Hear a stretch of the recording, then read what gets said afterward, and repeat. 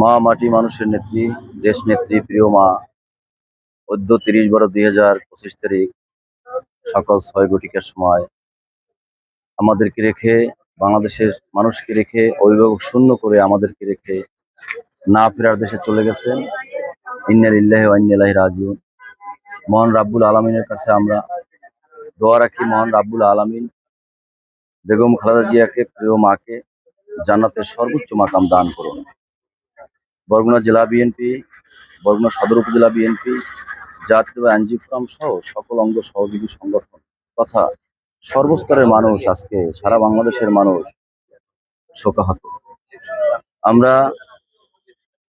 বেগম খালেদা জিয়ার আদর্শিত পথ, যে পথ দিয়ে এই বাংলাদেশের মানুষ মুক্ত হয়েছে, সেই পথে আমরা ভবিষ্যৎ চলতে চাই। এই বাংলাদেশকে নিয়ে তার যে চিন্তা চেতনা ছিল, আমরা যাতে সেই চিন্তা চেতনাকে উদ্বুদ্ধ থেকে সামনে আগামীর বাংলাদেশে ভালো কাজ করে যেতে পারি এবং তার রুহের মাগফিরাত কামনা করছি। আমরা সকলেই আজকে শোকাহত।